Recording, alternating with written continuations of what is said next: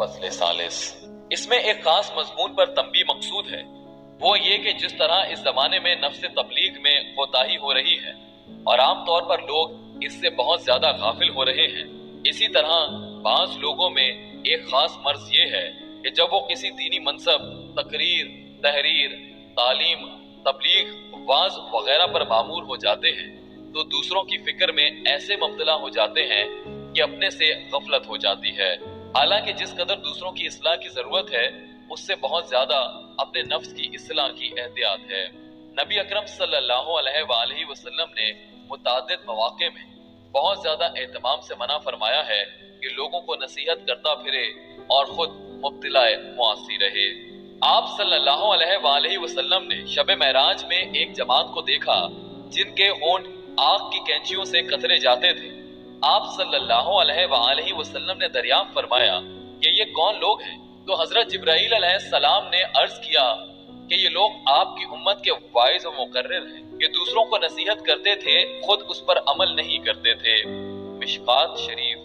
ایک حدیث میں وارد ہے کہ اہل جنت کے چند لوگ بعض اہل جہنم سے جا کر پوچھیں گے کہ تم یہاں کیسے پہنچ گئے؟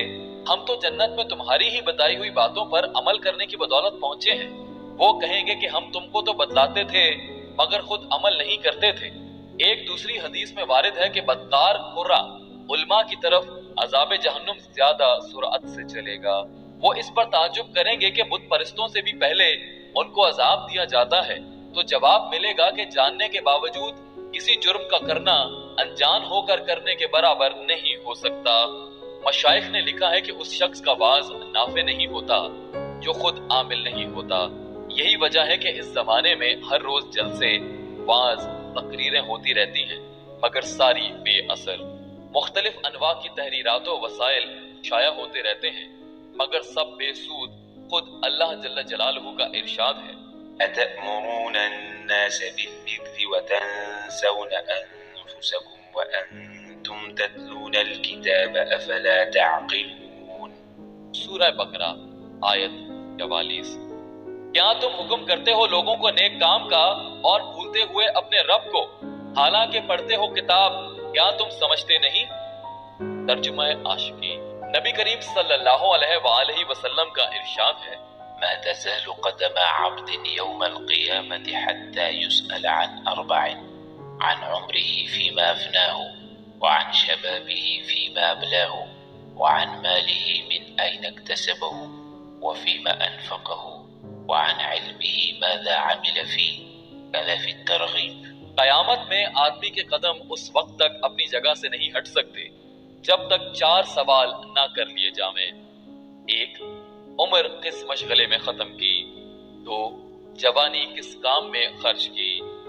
3، مال کس طرح کمایا تھا اور کس کس مصرف میں خرچ کیا تھا؟ 4، اپنے علم پر کیا عمل کیا تھا؟ حضرت ابو درداء رضی اللہ تعالیٰ عنہ جو ایک بڑے صحابی ہیں فرماتے ہیں کہ مجھے سب سے زیادہ اس امر کا خوف ہے کہ قیامت کے دن تمام مجموعوں کے سامنے مجھے پکار کر یہ سوال کیا جاوے گا کہ جتنا علم حاصل کیا تھا اس پر کیا عمل کیا۔ خود نبی کریم صلی اللہ علیہ وآلہ وسلم سے کسی صحابی نے دریافت کیا کہ بدترین خلائق کون شخص ہے؟ آپ صلی اللہ علیہ وآلہ وسلم نے فرمایا کہ برائی کے سوالات نہیں کیا کرتے، بھلائی کی باتیں پوچھو، بدترین خلائق بدترین علماء ہیں۔ ایک حدیث میں ارشاد ہے کہ علم 2 طرح کا ہوتا ہے، ایک وہ جو صرف زبان پر ہو، وہ اللہ تعالیٰ کا الزام ہے اور گویا اس عالم پر حجت تام ہے۔ دوسرا وہ علم ہے جو دل پر اثر کرے، وہ علم نافع ہے۔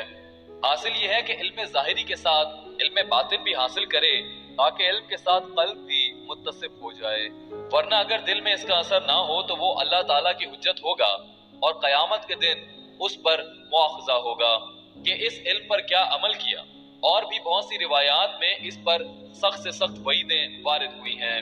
اس لیے میری درخواست ہے کہ مبلغین حضرات اپنی اصلاح ظاہر و باطن کی فکر پہلے کریں، مبادا ان وعیدوں میں داخل ہو جائیں۔ اللہ جل جلالہ و اما نوالہ اپنی رحمت واسعہ کے طفیل اس سیاہ کار کو بھی اصلاح ظاہر و باطن کی توفیق عطا فرماویں کہ اپنے سے زیادہ بد افعال کسی کو بھی نہیں پاتا۔